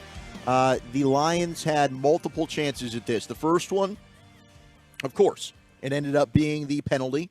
Then Micah Parsons jumped off sides. Then you had the final play, which was Amon-Ra St. Brown. And right there, the Cowboys able to first off, this was short of the goal line anyway, the 2-point conversion play, and the Cowboys looked like they would be able to rally to the football and tackle, but incomplete. Cowboys hold on. Lions don't get the 2-point conversion. 20-19 is your final as the Cowboys improve to 11-5. They knock the Lions down to 11-5, and they remain perfect here at home at AT&T Stadium. Yeah, how about that? And congratulations to Coach McCarthy and the team for doing that. That's outstanding. But more importantly, this win gives you an opportunity to again play next week. Mm-hmm. You know, now there's no question. You have to go out there and find a way to beat the Commanders, and we'll see what happens with Arizona and Philadelphia tomorrow. I'm not expecting the absolute best, but the Eagles ain't playing great right now. So, who knows? It probably will be the following week against the Giants where that's going to be your hope right there for sure. So, we'll see. But at least you gave yourself a chance for the final week of the season.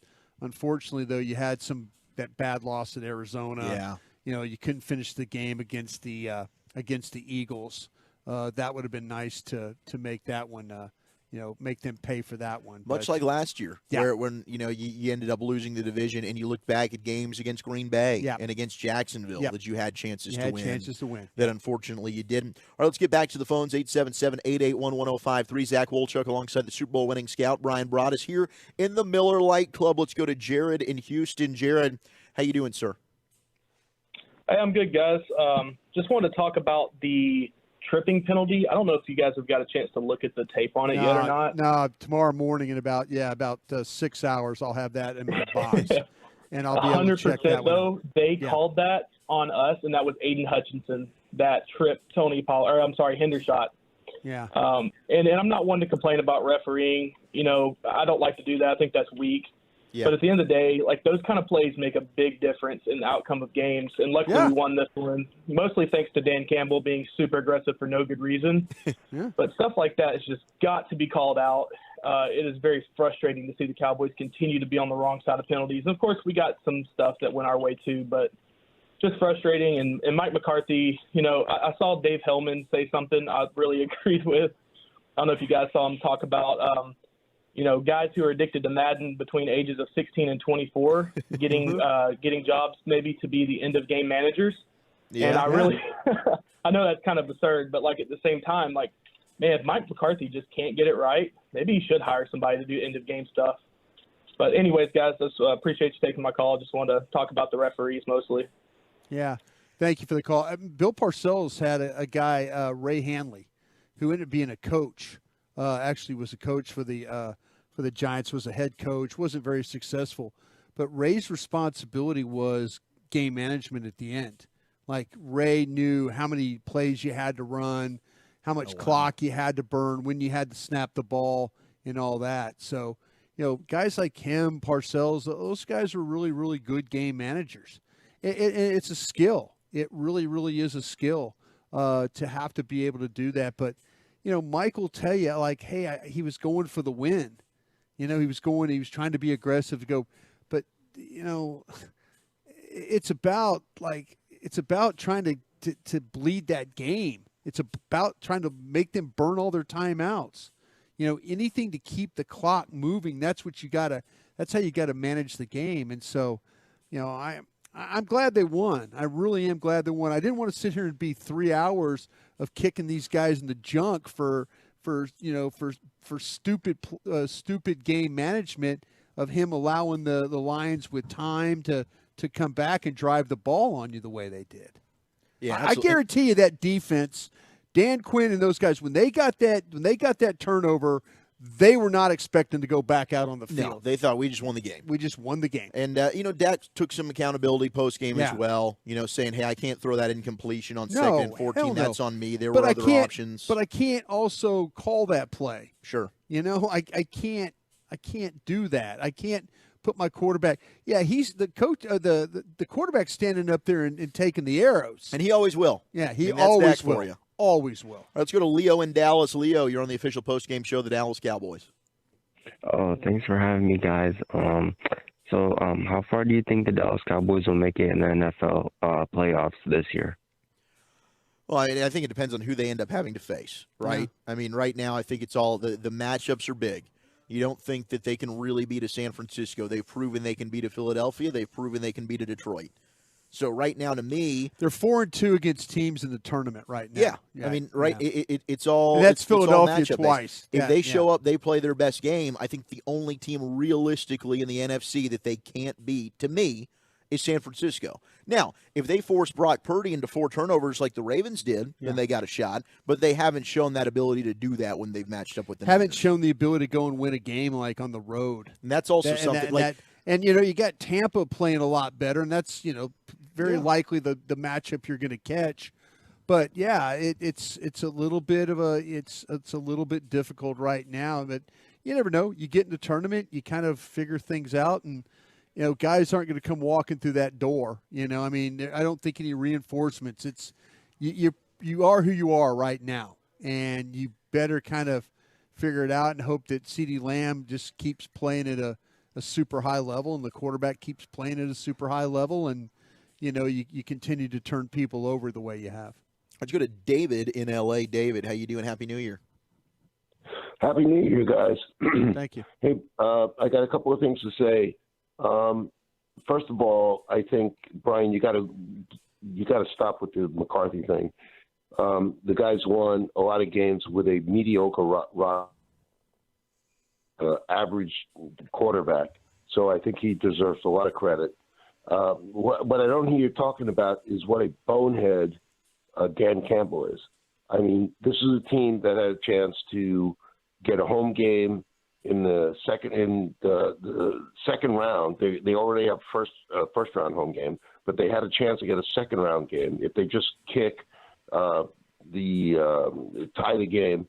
They already stopped the Cowboys in a crucial situation, and they proved they could move the ball because the Cowboys, I don't understand how you think that it's a professional kind of take to say, well, the Cowboys thought the game was over, so the defense shouldn't have to play on the last drive of the game.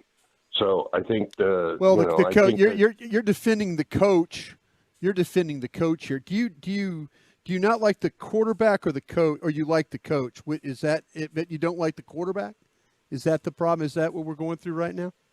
No, because you're coming after me. You're coming after me about. I'm just making a point. The coach, his job is to manage the game.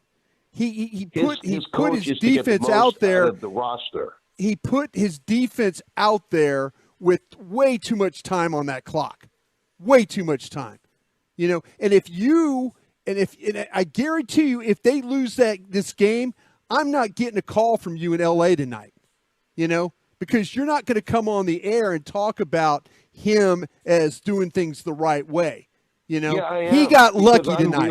He got lucky. He got lucky in Seattle too, that Seattle game. David, let me ask you this, because you're going after Dan Campbell, and yeah, he could kick the field goal and go to overtime. I'm not going after anybody except Brian, who thinks that this roster, who thinks that Mike McCarthy's game management is the difference between being a team that has a chance to win anything significant. But he did. And a team You brought up Dan Campbell. Yeah. If the refs screwed them on that play, which it appears that they did, and they go for 2 and they win, what would you say about Dan Campbell then? What I would say is that the defense doesn't have an NFL linebacker on it. They did a good job tonight for most of the game, but when it counted, they were ineffective. Just like that's not true. Week. It was the very last drive. It was the very last. You can't sit there and tell me you've watched Detroit play and not be impressed with their offense. I think Dallas's defense did a damn good job tonight, with the exception of the very last drive. Right, when it counted. Are you even a Cowboy fan? I've been a Cowboys fan since 1970. Okay. Tell me what is your problem then with us talking about the game management? What is your problem with that? Because you have a problem with the roster? Is that what you're saying? Yeah, that's what I'm saying. I'm saying that.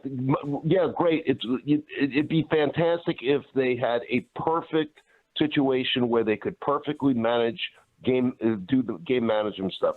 But the fact that they have to be perfect game management when they play a good team tells you all you need to know about the roster. Okay, fine. No, thank you for the call there, David. I mean, he doesn't think the roster is good enough. Yeah, say that. So we will get. We'll try and get to as many calls as we can. We're going to be up against it here with the hard out. We'll also get to our player of the game. We'll hear from C.D. Lamb. Appreciate everybody rocking with us here after a 20-19 Cowboys win. There's been so much to unpack. Dallas Cowboys football will continue in a moment. Feeling the urge to get away and slow things down? Bring your trusted teammates to Port Aransas to run out the clock on Island Time. Everything moves a bit slower in Port A, and that's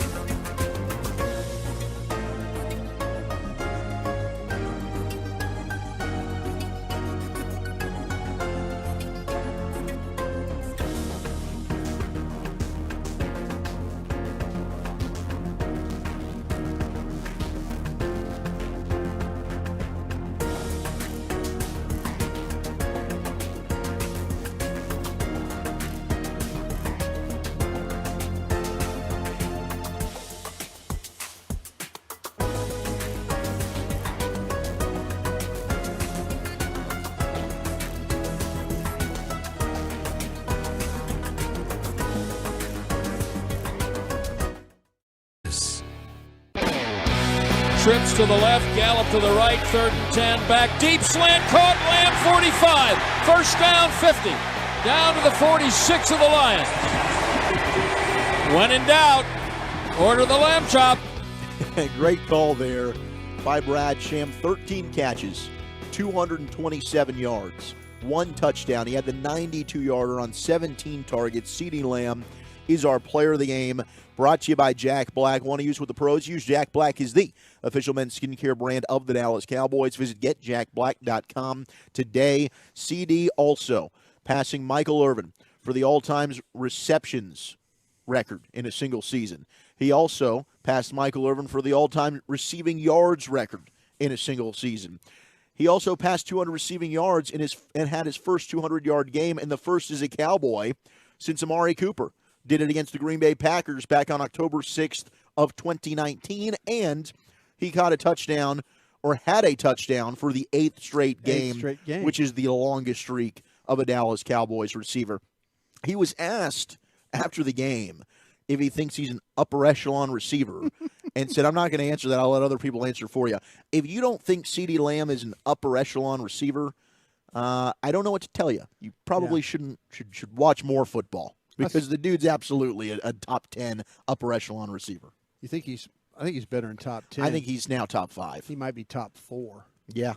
You know, when you look at the receivers and you start to talk about, I mean, he's been fantastic. He has been fantastic. And, you know, I mean, at the end of that game, I was kind of hoping they were going to hand him the ball in the jet sweep, you know, again, like he did. I think he gained 5 yards on the play.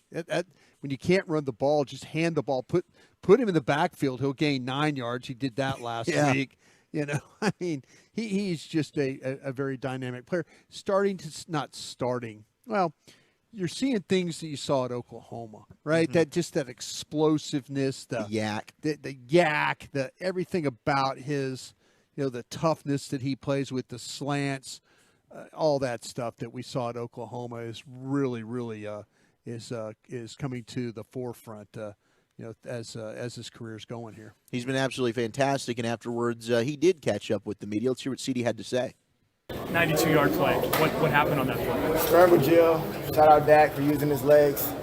And then I just did what I could, stayed available for him. He just gave me opportunity. I finished it. Did that fumble early in the game kind of give you a little extra motivation to try and make up for the game? Absolutely. Hate fumbling, but obviously it's part of the game when you're trying to make a play.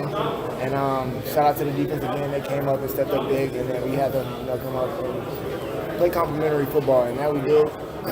Defense picked us up when we were down. We just had to finish the job. Did Michael Irvin send you a text or say anything pregame to you? I know he's been a big supporter. No, not necessarily, but I know I'm going to hear from him soon. CeeDee, you've talked a couple of different times this year about where you stand within the hierarchy of receivers in the NFL. You told us preseason you should have been higher than 10th where Madden had you. Earlier this season you told us you were one of them ones. Where are you now? I'm not answering that question. I'll let everybody else answer that, but I'm going to continue to work, that's for sure. Continue to keep trying to string these games together, and we know what's coming up next. McCarthy's talked about 11 wins being a big deal for this team. I mean, for you guys, was that a goal? And if so, I mean, getting to that point and accomplishing that, what does that mean to this group? It means a lot, man. This has been a long season, a lot of ups and downs, ebbs and flows, if you will. And it's amazing, man. We're looking forward for the 12th one, but definitely going to enjoy this one. And man, I don't know. I'm lit right now. I'm not even gonna lie to you. Yeah, and as he should be, man. It was an outstanding game. Wouldn't have won it without CeeDee Lamb. Nope. And he can go to sleep happy, because last week we were all talking about, you know, what happened with CeeDee being not involved in the offense. That just proves right there. You throw him the ball 17 times, and you find it. It's almost like handing the ball to somebody 17 times or 25 times, and they win it. You know, that's all you need to know about if you're Mike McCarthy. Throw him the ball 17 times, and there's a pretty damn good chance you're going to walk away with a victory. A lot of people have been asking about an update from Tyler Smith. He said he strained his plantar fascia in his left foot, and that he'll get more imaging tomorrow, which is now today, to determine his status moving forward. He doesn't anticipate it keeping him out long term, but obviously playoffs is at the front of mind. So, probably Washington game in jeopardy for Tyler Smith. And when we get more information, we'll be able to check out this week on our shows. Yes. We'll have that. Well, we will have that for you on the flagship 105.3 The Fan in the G-Bag Nation. All right, let's try and we might be able to get one or two more calls in here. Let's go to Daryl in Bullard. Daryl, how you doing? Guys, I'm teary-eyed. It was an emotional night, and Brian, you hit the nail on the head. Detroit's a phenomenal offensive team. I tip my cap to the Cowboys' defense. I mean, it was incredible, but I do got to say this. I can't sleep. What Mike McCarthy did today on that second down pass, I will never forget. And you are right. The defense shouldn't have had to go back out there. But, fellas, I'm mad at Dan Quinn, too, because in Miami on that last drive, you knew what they were trying to do. You backed off. And then today, for whatever reason, you went back out there because it was a bonehead decision by the coach. But that's what loses games in the playoffs. And I just can't believe for the life of me, guys, why McCarthy would not run that ball and mar the defense and their efforts for letting them go down and score. And this 2-point thing wouldn't even have life. So if everybody's nailed it, even in video games, to run the ball. But McCarthy, I mean, they can win a Super Bowl, guys. I will never forget this call for him to sit there on national TV. And then the pass wasn't even we might be able to get it. It was just a throwaway. But you guys had nailed it. You've been on fire. The question is, why would he do it? It feels like a loss. Good night, fellas. No, I appreciate the call, Daryl. I mean, it is you don't ever want to minimize a win and how hard it is to win, especially against a quality opponent in the Lions, who are a playoff team and you might end up seeing them again. That's the bottom line. Celebrate the victory, right? Because it's hard to do. But when we are projecting ahead and you're a week away from the postseason, there's some things to be a little bit concerned about that you definitely have to evaluate. I am so happy that we didn't have to do a 3-hour postgame show about a call that the coach made in a game like that. It's something that we've talked about here. I know some are happy, some are not happy that we're talking about it.